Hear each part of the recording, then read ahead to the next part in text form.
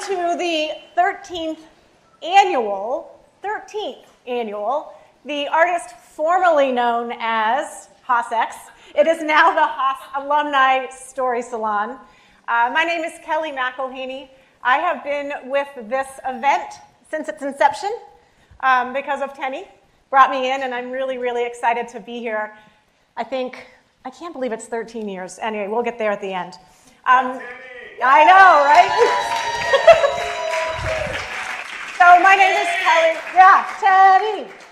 My name is Kellie McElhaney, or my students have never been able to pronounce my last name, so they call me Dr. Mac. And I've been here at Haas for 23 years.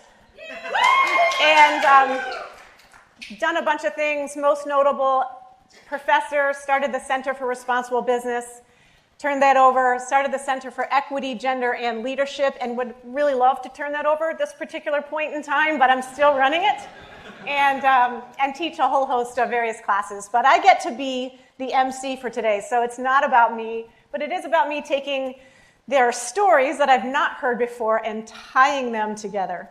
So that's what I'm going to be here to do.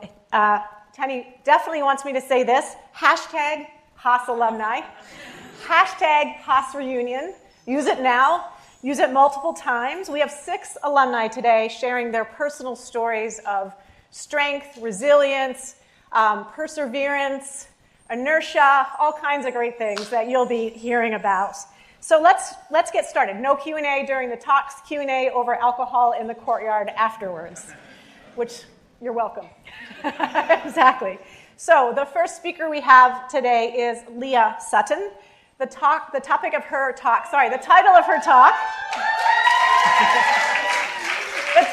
talk is The Joy of Difference. She is a proud Haas graduate and member of the full-time MBA class of 2005, which is, yes, I was her professor. So today, Leah is the Chief Portfolio Talent Officer of Balderton Capital in London. When Leah was encouraged to follow the usual path as a rural Midwestern teenager, she went against the grain. Conformity is a powerful force. She's going to talk about that. Getting off the path, was this meant for me? Gets harder the older we get. Leah.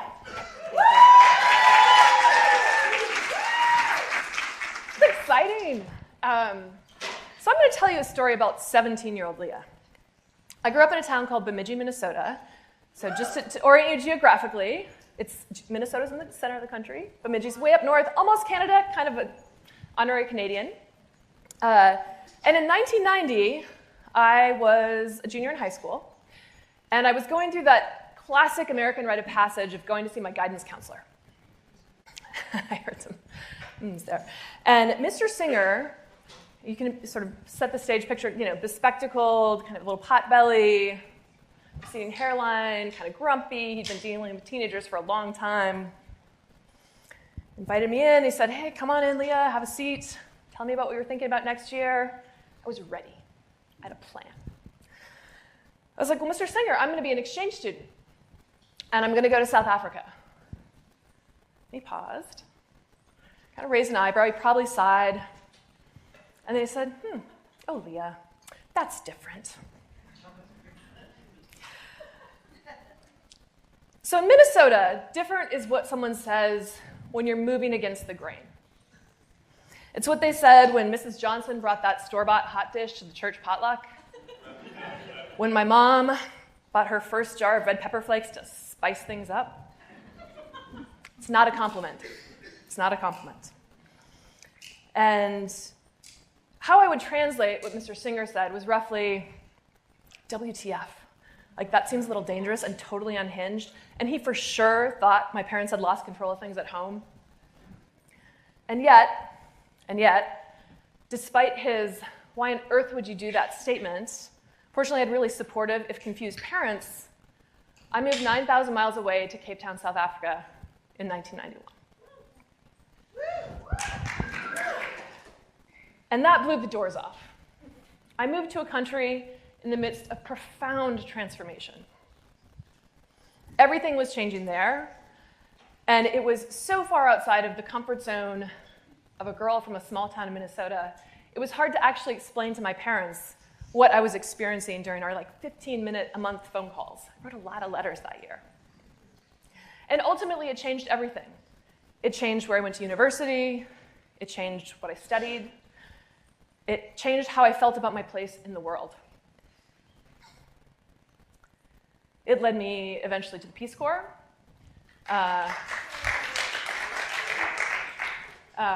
to my first job in Washington, D.C., and ultimately to Haas. But, flash forward, 17 years later, inertia is a really, really powerful force. Probably followed only by comfort.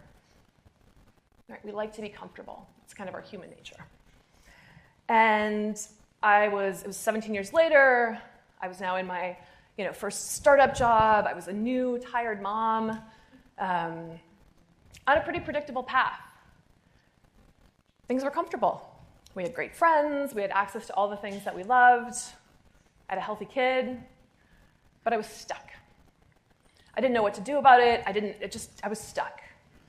And then one day, kind of out of the blue, my boss said, "How would you feel about moving to India?" This time, it was me that said, "Oh, that's different."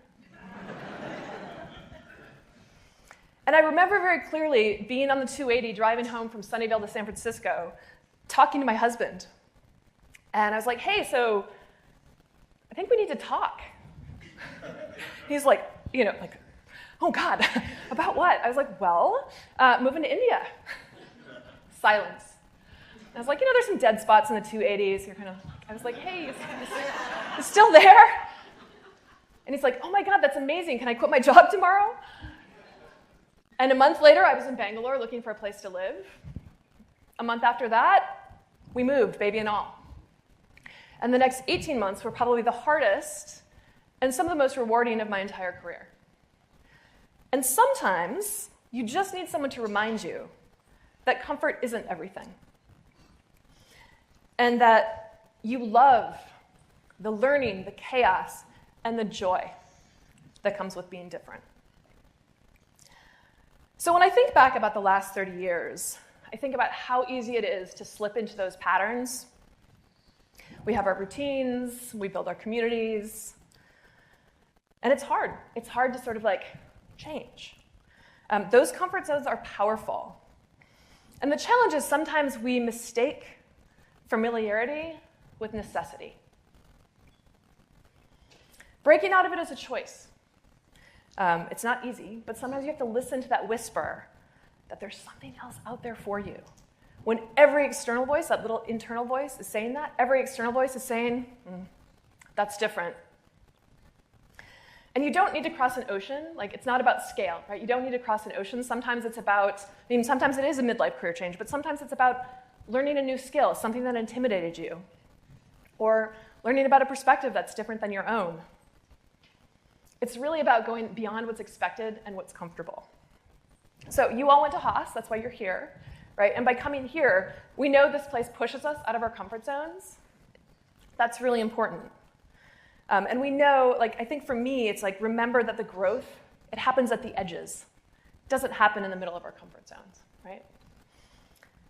These meaningful moments, they're not going to happen when we keep doing the same thing over and over again. They're going to happen when we're trying something different. Recently, very recently, a very dear friend of mine, a very wise friend of mine, gave me this quote. So I want to leave you with this thought. No one ever died from being uncomfortable. No one ever died from being uncomfortable. And sometimes it's hearing that that's different. That's just the thing we need to keep us moving in the right direction. Thank you.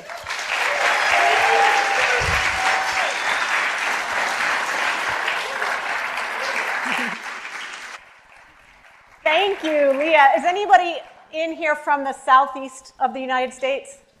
What's the, oh, that's different. Bless your heart. That's what I kept thinking, bless your heart. I'm from North Carolina.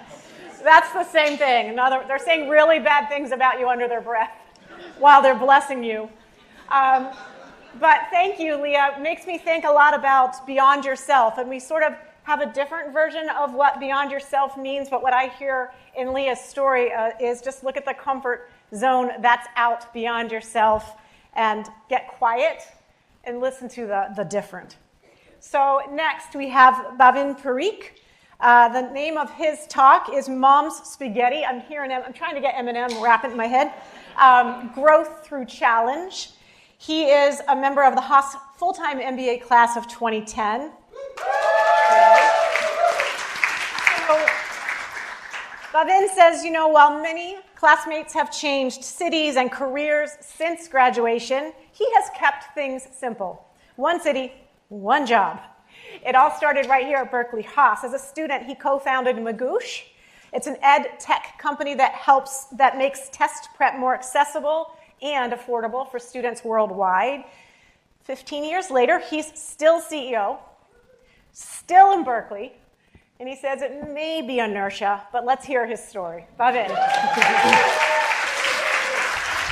Thank you, Madam.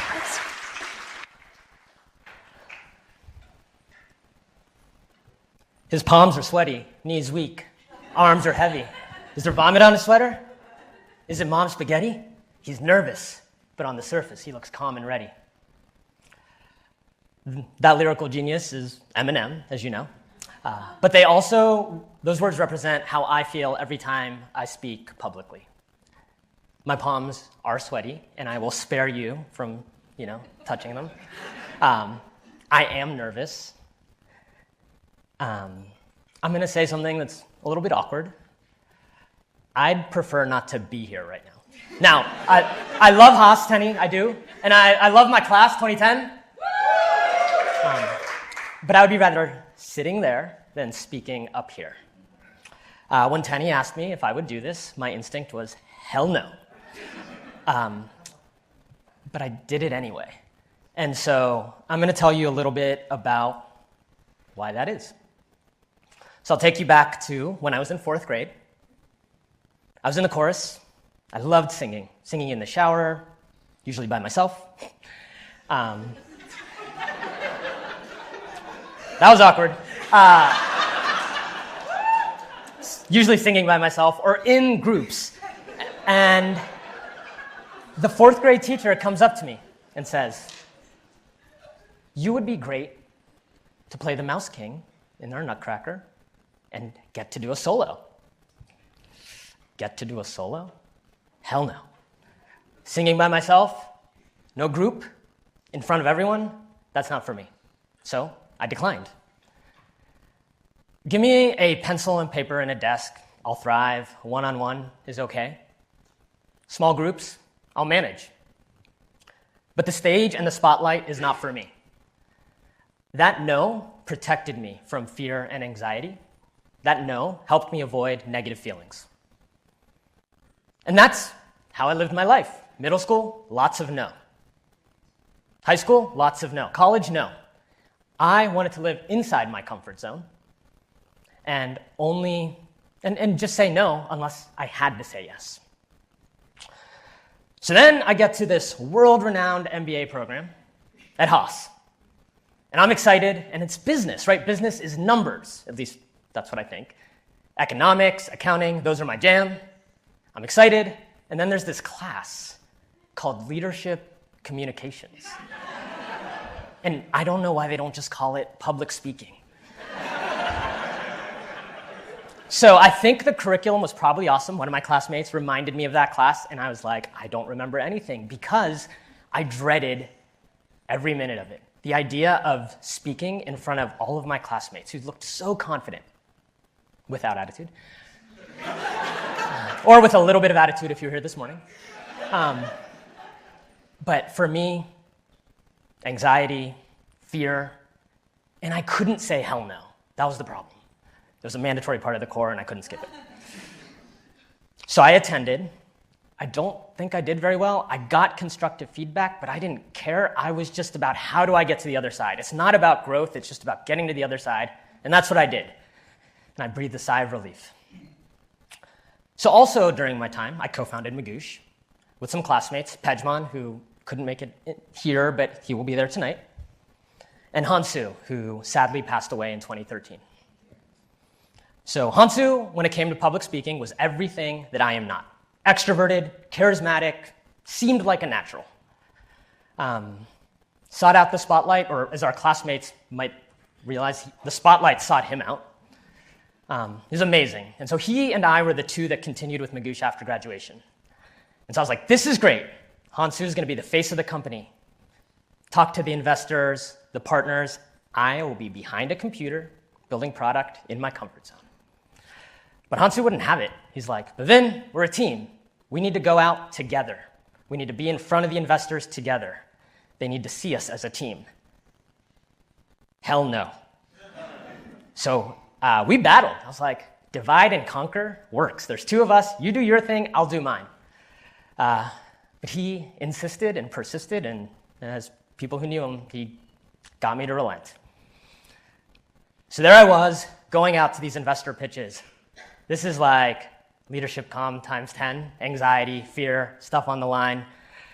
It also did not go so well.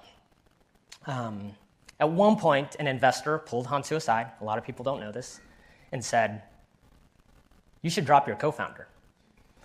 That co-founder was me. So when Hansu told me, that stung. I didn't like that investor, and I really, really didn't like him now. But Hansu told me for two reasons. One, he said, we are absolutely not working with them if they don't believe in us and in you. And he said, you got this, we're good, just keep practicing. So practice we did, and challenged myself. So Hansu lived his life in a different way than I did. I was about no and about comfort. He was about pushing himself, leaning into the challenge, saying yes. So after his passing at Magoosh, we codified a core value. In honor of him and to push me and our employees, challenge over comfort. So for the last 13 years, when I've spoken publicly a number of times now, more than I want to, I often want to say, hell no. But then I think, I got to live by this value and kind of do it anyway. So why am I here today? Well, to live by that value, to honor Hansu and his memory and his impact, and also hopefully to inspire you a little bit, to live with a little more challenge over comfort, to think about the things you're saying hell no to that maybe you could do anyway. You know, in the words of Eminem, you might get one shot, one opportunity. Do you capture it or let it slip? Well, I hope you capture it. Thank you.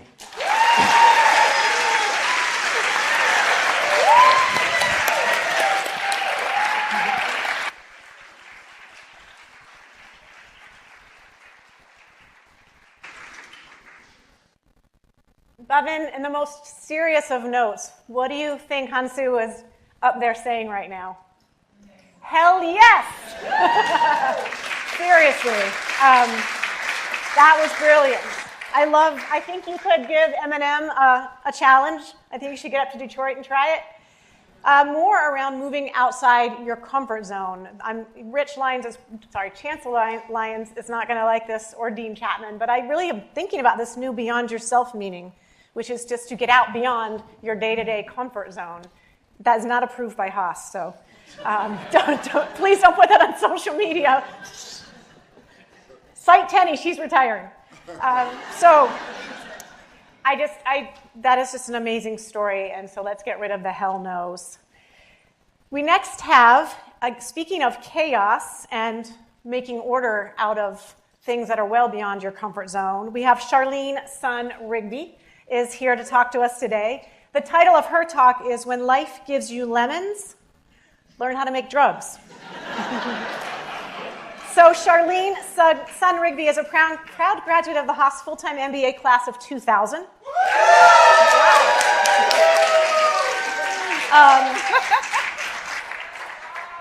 I love this cheering panel. So Charlene took an abrupt left turn when her daughter, Juno, was diagnosed with a rare disease.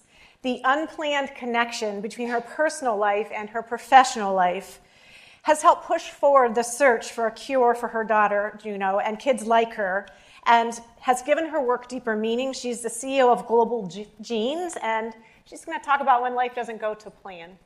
Charlene. Thank you.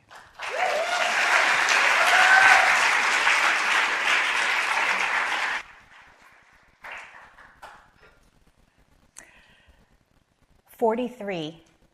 I'm 43, and we're sitting in my daughter's geneticist's office, and he's telling me something I can't understand.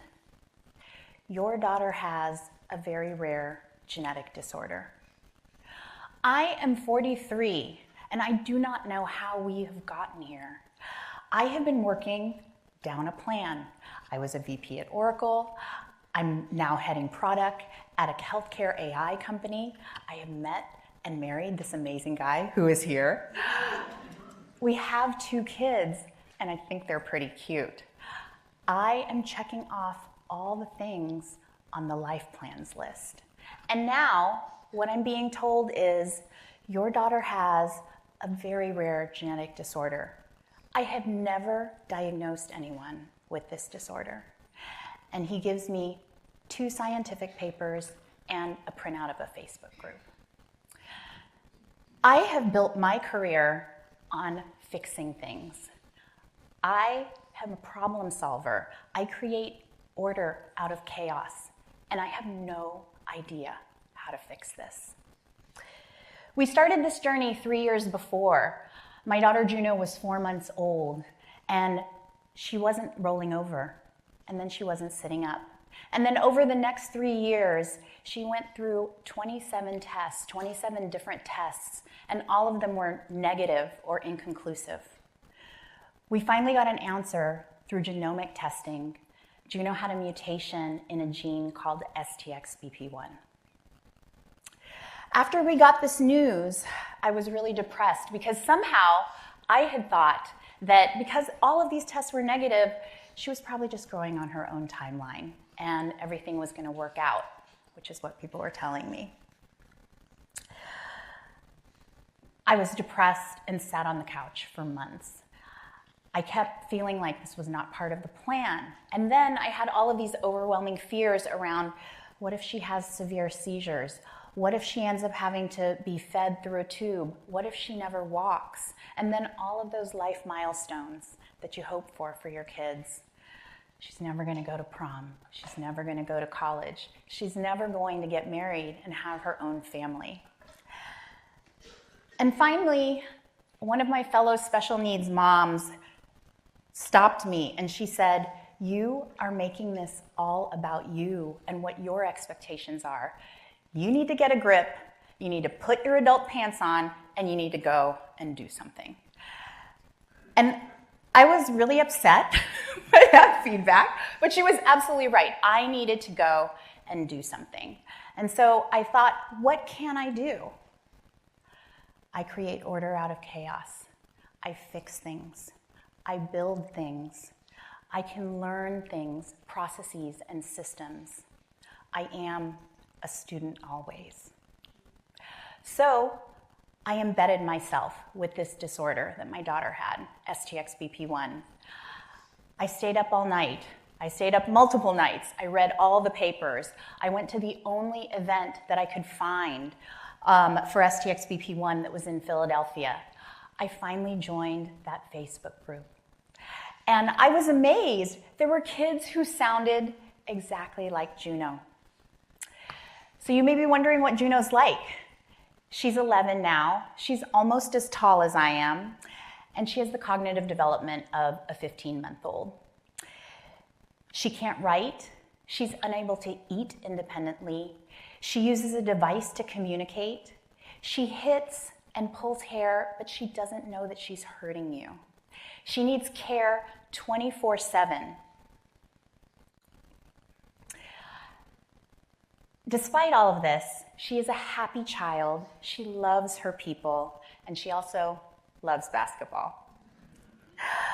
So this community, on what we first met on Facebook and then in person, was so significant for our family because this was the first community who could really appreciate all of the very hard-won small wins that we had, like when Juno was finally able to hold a spoon, like when she could walk. All of these things that we had taken for granted with my older kid.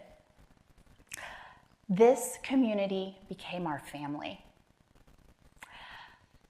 With 5 of these families, we founded the STXBP1 Foundation in 2017.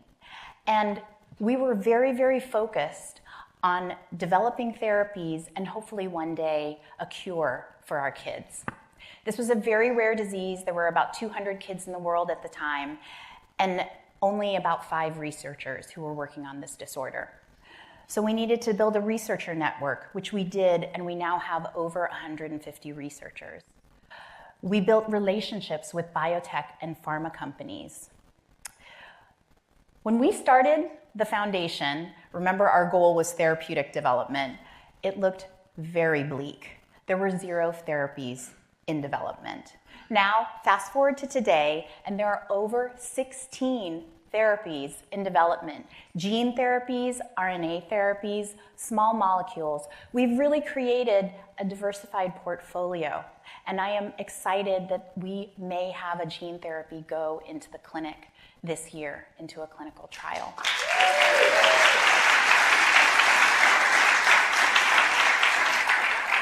We made this very rare disease attractive by creating assets.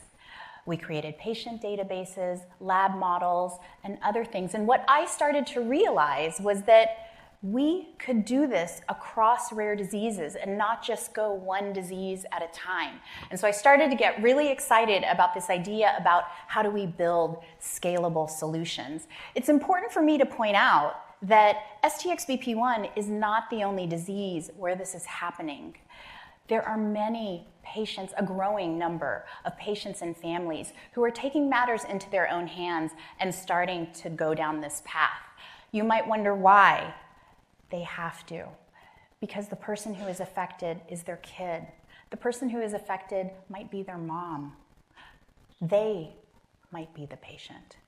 And so these patients and families have such urgency that they are upending the way that we have been doing research to date. I became obsessed with this idea about how can we accelerate the work, the important work that these patients and families are doing. And so I ended up leaving the startup that I was at, my day job, and going into a nonprofit that I now lead called Global Genes. We are a patient advocacy and research organization, and we work across the 10,000 plus rare diseases. So in the end, I'm thankful for this abrupt left turn. And I'm excited that we are rewriting the future of my daughter's disorder and that I will hopefully be able to impact many other rare diseases. But we are not done.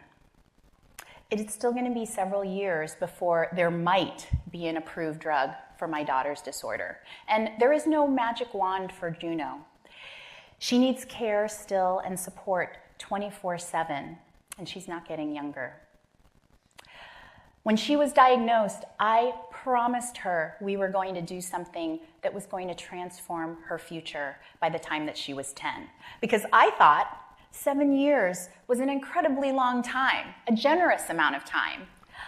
And so it was crushing when she turned 10, and even more crushing when she turned 11. I am realistic that these therapies that we are developing are not going to suddenly make Juno like her brother or like her cousins. My hope for her is that she's going to be able to say some words and tell us what she really feels and tell us what she really wants. My hope for her is that she's going to graduate from diapers and be able to go to the bathroom independently. My hope for her is that she'll be able to use a pencil, that she'll be able to paint art with a paintbrush. The work that is happening cannot happen quickly enough. My hope is burning ever so brightly, and my urgency is only growing. Thank you.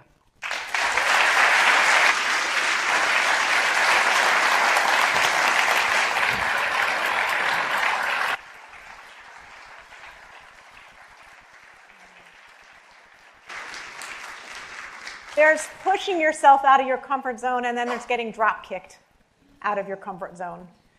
The pull yourself up by your big girl panties, my dad used to say that, but then he would tell me to go for a 3-mile run. Not found a nonprofit and come up with a cure for rare diseases. So Charlene, thank you so much. You also bring new definition to what it means to have somebody be your people. So Juno is very lucky. Our fourth speaker, don't forget, #Haas Alumni, #Haas Reunion. And our fourth speaker, who is going to pick up this theme of community in his story, Chris Fong. In fact, it's called Community is Key.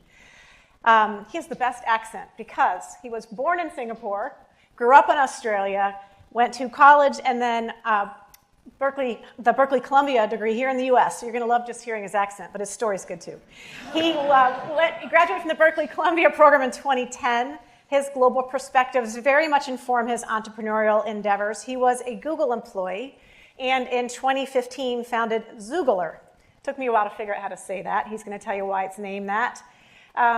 It's a Google alumni community with over 35,000 members. When the layoffs of 12,000 employees happened in 2023 at Google, he decided to build on his passion of the power of community and start a new venture-backed startup leveraging the latest in AI called Key, of which he is the co-founder and president.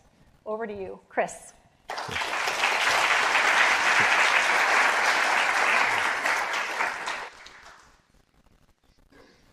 It's 2020, during COVID, and I'm stuck in Australia.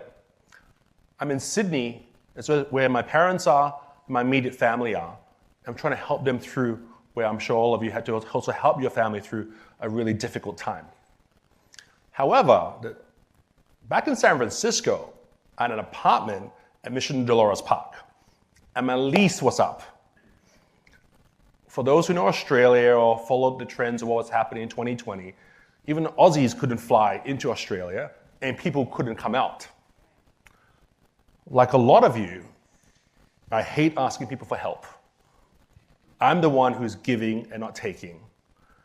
And this dependency, what to do with this apartment that I need to move out of, was freaking me out. So what could I do? I was super stressed. I'm sure all of you, or some of you, lived in San Francisco then. A lot of people in San Francisco moved out of San Francisco. So a lot of my own friends that moved out. And the ones that remained, they either had young kids, they had older parents. I didn't want to bother them with such a burden of actually getting out of their own places which were safe to help me. Luckily, I was able to find a community member from my church community, and he was able to do it for me. The embarrassing thing, though, is can you imagine someone going through all your stuff that you suddenly left, rummaging through all these things? He played a joke on me, actually video called me as he was rummaging through everything. And embarrassingly enough, who knows what a CD wallet is?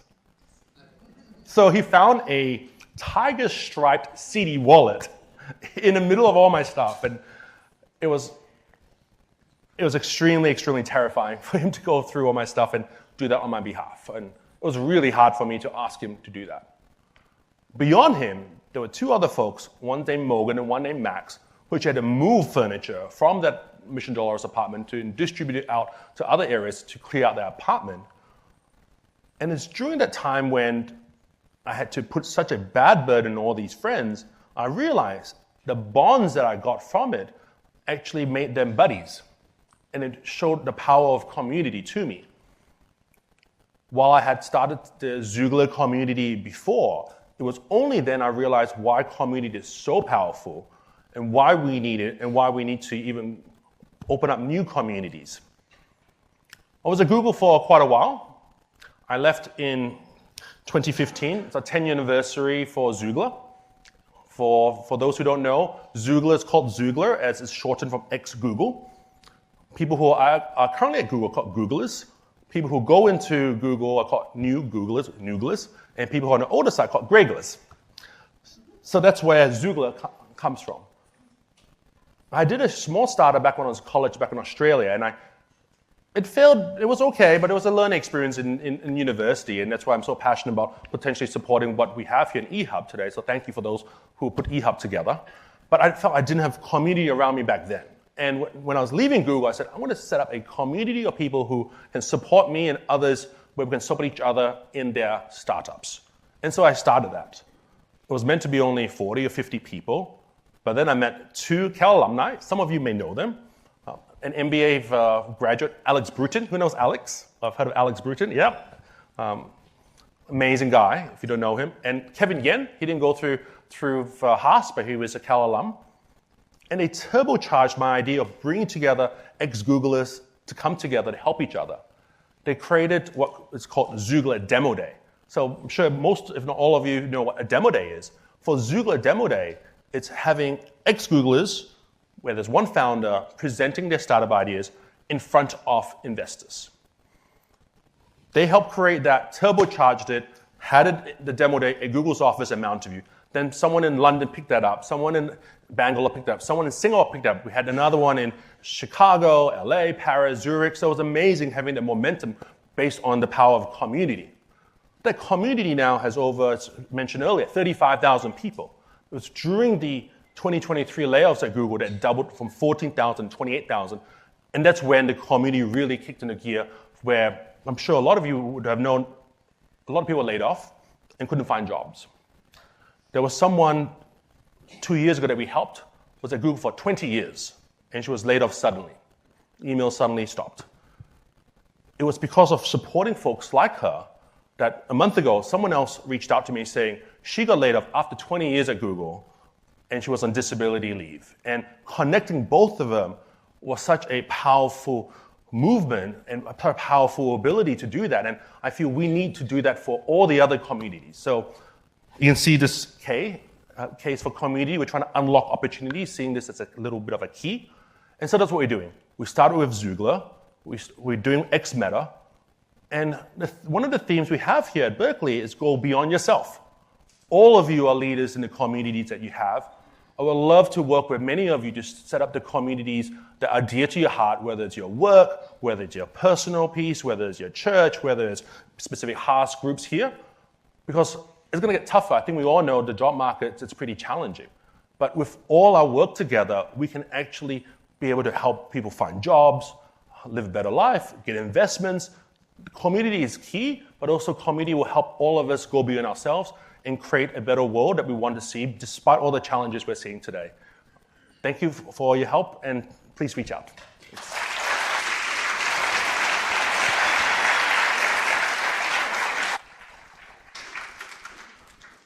Thank you, Chris. I was just putting together a class. I won't go into the details, but I had occasion to revisit the U.S.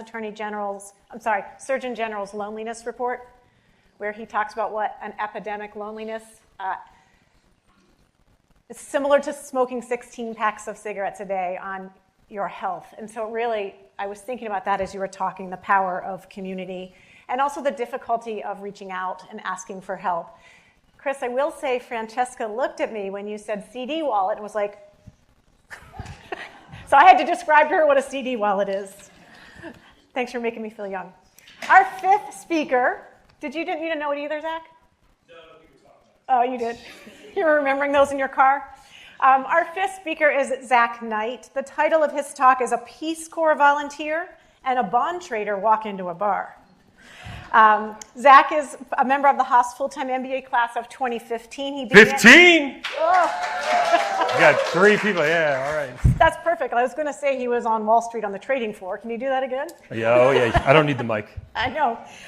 So he came from Wall Street, and then he came to Haas and started talking to classmates who came from slightly different backgrounds. This led to conversations in bars, which led to presentations in boardrooms, and eventually to the creation of innovative financial tools that are now being used to promote the resilience of forests, watersheds, and communities across the western United States. So please help me welcome Zach to the stage. Yeah, thank you. Thank you. Try to talk less about finance and make more dad jokes like this. So just over 10 years ago, a Peace Corps volunteer and a bond trader walked into a bar.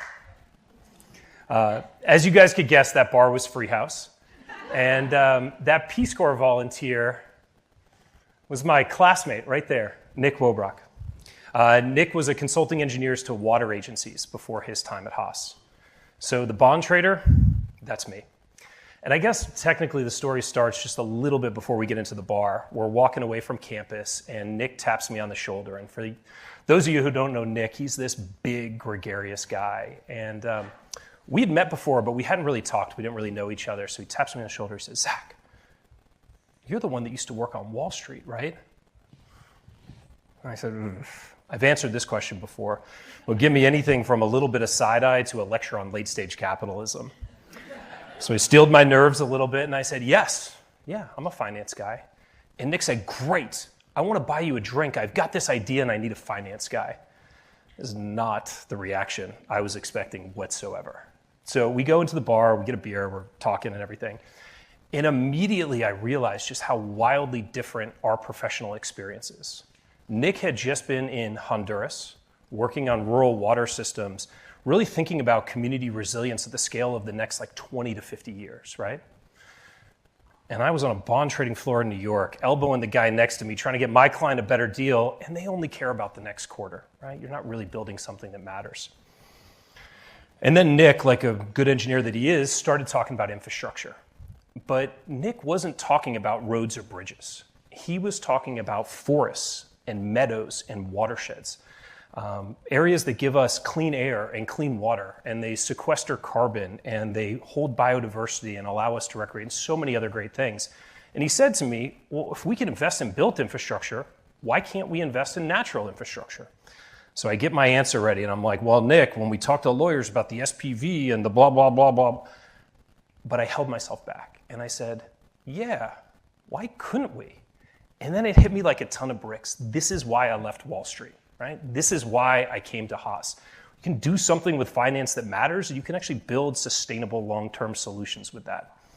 So here I am, I'm motivated. I grabbed Nick, and I grabbed the two smartest classmates I had that I did everything with, Chad Reed and Lee Madera, and we started calling people. We talked to utility managers. We talked to insurance companies. We talked to investors. We talked to land managers, and we asked them, why won't this work? Which, when you look back on it, it's a pretty Berkeley way of doing things. We then found a number of organizations that had actually tried to do the same thing over the course of the last 20, 25 years. And we asked them, what was the point of failure? What did you learn from going through all this? They were very open and they talked. And again, very Berkeley way of doing things from that perspective. So we took those lessons learned. We built momentum and we launched Blue Forest. And after 10 years now, we created the very first public-private partnership with the U.S. Forest Service that reduces the risk of catastrophic wildfire across our public lands. That's called the Forest Resilience Bond. We've launched more than half a dozen of these projects, and we have a dozen more in the pipeline ready to come. As an investor, this really resonated with me because this is the first time you could ever be an investor and you could earn a return while supporting the management of our public lands, which is a pretty cool thing. Yeah, like that. As we grew, we realized that there wasn't enough capacity in the system, and we had to do more. So we partnered with an insurance company and actually the infrastructure bank here in the state of California. We launched a fund to invest in the forestry value chain and the supply chain.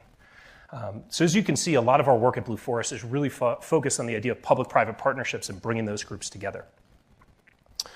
But before all of this momentum, we had to launch the first project. And that happened on the Tahoe National Forest right here in California in 2018.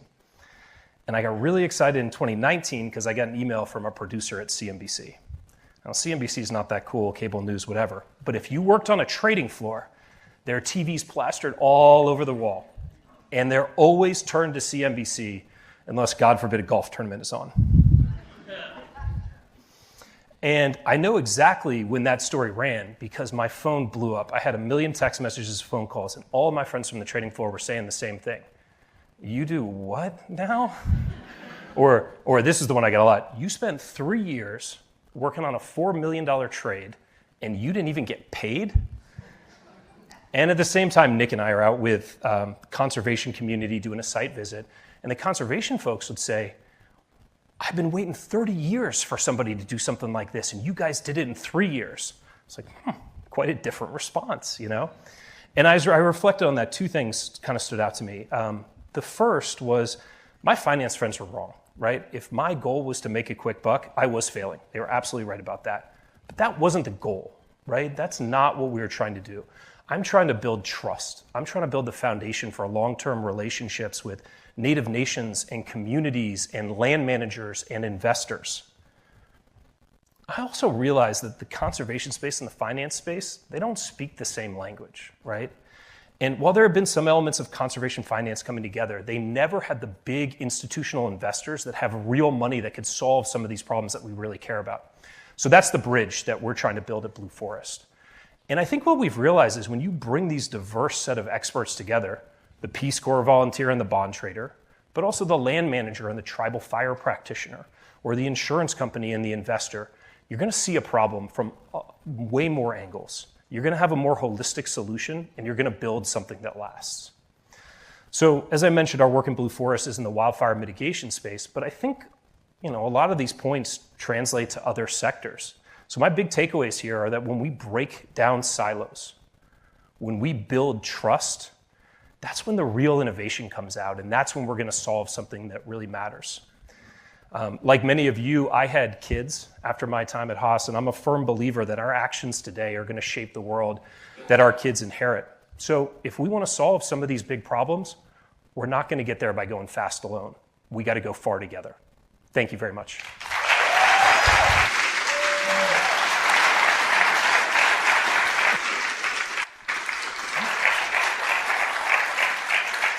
I almost want Nick to come down and see a little hug. I was thinking actually of Leah's talk and your former your trader buddies. What they were really saying was, oh, that's different. What a great story. Build trust and long-term relationships. I am not allowed to talk about politics today, but I'm just going to repeat. Build trust, long-term relationships. I'm done. I'm not going to talk politics. We have one more final speaker, Marcy Porus-Gottlieb. I don't know if a lot of you know Marcy. When I got here, I think Marcy and Tenny were job sharing, co-director of Alumni Relations. Marcy is from the MBA class of 1995. My people.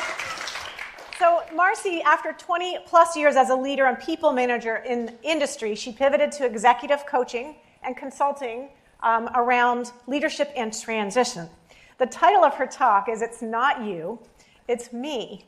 She tells us it's not about a breakup or dating. I haven't heard it yet, so I can't confirm.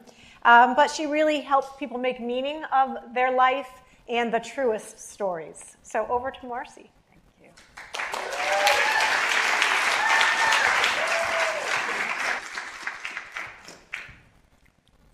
February 7th, 2020, 2:14 a.m. I wake up with a start, having that feeling that something big and bad had happened the day before, but I couldn't quite remember what. After the sleep cobwebs cleared, I realized what had happened. The day before, my husband and I had decided to get a divorce. Many thoughts and questions went through my head at that time. How will I do all the things that my husband and I have shared for the last 20 years? When is garbage day?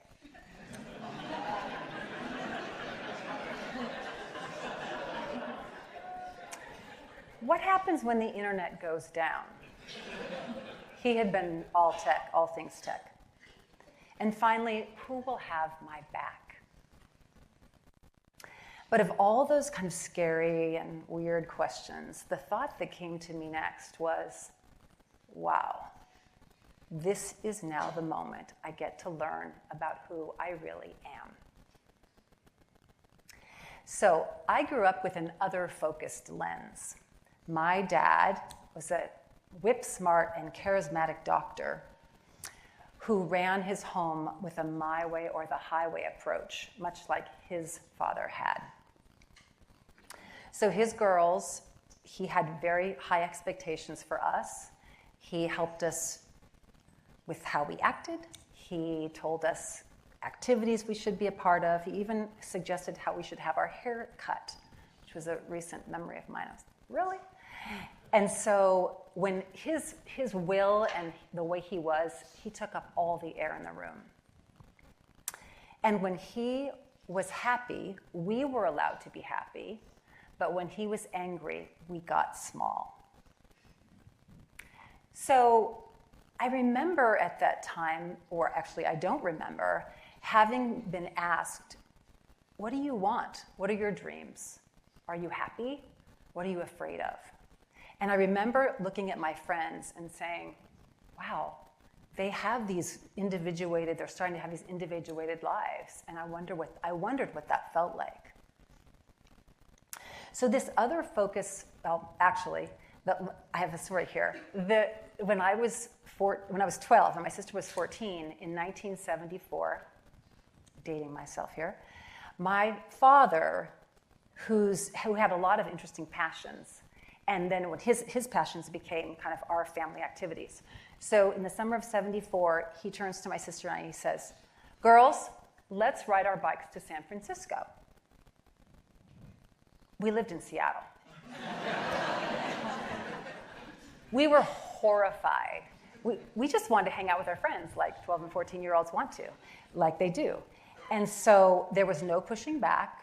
And dutifully, we trained on the first ever Schwinn exercycle that has ever been created, watching the Brady Bunch, and we went on this trip. And it was 1,100 miles, 12 days, over 8 mountain passes, in heat, in first-generation Schwinn 10-speed bikes, first-generation helmets, believe it or not, very hot weather, hot tar on the road, and often wearing jeans. Performance gear was not a thing then. So while I think about that, I can look back on it with many mixed emotions, but I think of it as character building. My subsequent therapist many years later called it child abuse. So this other focused lens kind of followed me through my adulthood and into marriage and motherhood. And I waited a while to get married and have kids. And so for me, it was totally natural to be very focused on my family, and especially my 2 boys. And I loved them so dearly that it just felt like backburnering myself was like, okay, this is great. This is what I'm supposed to be doing now, is taking care and pouring all of my love and attention into these little boys. So at that point, that continued that way for a few years, but things started getting itchy around this other focus. And so I remember a few things. One was, as a coach, and many of us coaches in the room, I know dearly, we are about helping people, self-awareness, realize, right, who their truest selves are so that they can lead thriving lives. So I felt like an imposter. The other thing, as many of these folks know, I am very inquisitive. I ask a lot of questions. Even last night at the get-together, asked a lot of questions, very interested in my people. And I started to think some of that interest may actually, or what was disguised as that interest was maybe a way to deflect attention from myself. And ever so slowly, I started to feel as if there was this inside Marcy and outside Marcy, that the exterior and the interior weren't really matching. On the outside, I'm a Haas MBA. Thank you. I have an Ivy League undergrad education. I own my own business. I'm a coach. I coach and advise CEOs of companies and other illustrious characters. And I have a big and busy life, and in the inside, I just felt wobbly, still. So that brings us back to February 7th, 2020, in the middle of the night, and I realized, wow, my identities in almost a second had been stripped. So no more wifing. One of my kids had already launched to college. The other one was launching in the next year. No more yous to organize myself around. So it would be great and neat for this story, Salon, if I said, at that point, I knew exactly who I was. I had everything nailed. I had a 20-year plan. I was just myself magically. But of course that didn't happen. The last 5 years have been amazing. High highs, low lows, lots of emotions, lots of experimentation, lots of alone time, especially in 2020, you all know why. Long walks in the rain in Seattle with my dog. And I really grew to enjoy that solitude after a while. The other thing I did was wrote 500 pages of journal, which I don't know what I'll do with, but I'm glad I have it. I tried new things, experimented a lot. Some things I loved, some things I didn't love. And I was able to learn about myself in this time. About 3 years ago, I decided to launch myself into the online dating scene. And as I was, someone says, this is not about that story. But that's a whole other salon. So as I was writing my profile, which is ridiculously hard, and gathering all my photos, the full body shot and the active and the friends, the thought that struck me, which I remember to this day, was that I don't know if I'm going to meet Mr. Right, but I am going to learn a hell of a lot about myself in this process. And I did. The other thing that I started getting great at, and this was just a big surprise to me, was I started listening for glimmers. It's like the universe talking, right? So when I didn't know what to do, I'd listen for glimmers. So last spring, I got a note. I received a notice of an Airbnb listing for a houseboat in Sausalito. I had never thought about being on a houseboat before. But before I could start deliberating, what happens to my mom? My mom is in Seattle near me, so how can I leave my mom for a month? Who's going to take my 15-year-old dog for a month? So I didn't want him on the boat with me. I needed space. So, and the other thing was I'd never thought about being on a houseboat before. It never had occurred to me that that would be fun. But I said yes. And that month, which some of you, I saw Tenny that month, it was the most magical month, potentially, of my life. I was kayaking every morning with seals and pelicans. Every day I was doing work with clients, both virtually and in person. And every night socializing with my dear friends and just having the time of my life. And it was a great example of just listening for the whispers and not saying no before saying yes. So to close out this story, I would say the coach in me has this deep temptation to tell you that you too should excavate your lives for your truest stories, and that you too might find that experience invaluable. But that would be other focusing, so I'm just going to let you take it from here. Poet and philosopher Mark Nepo says that the purpose of life is to feel your most alive as your truest self. And getting to know myself in this has been the ride of my life. And gratefully, I continue on that path today. So thank you so much.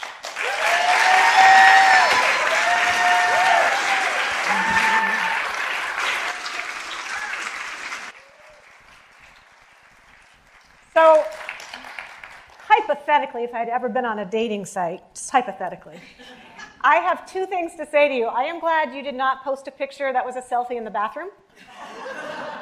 And I am glad you did not post a picture of you in biking gear. Because if you're a woman on a dating site, that's what you see a lot of men doing. So a lot around hell yeah, comfort zone, students always, especially about ourselves. But here's the real learning I just had. I've been doing this for 13 years, Tenny. Super stressful having not heard talks to weave them all together and then come up here and give you some brilliant takeaways. And then I was like, I'm a professor. 5 takeaways, raise your hand.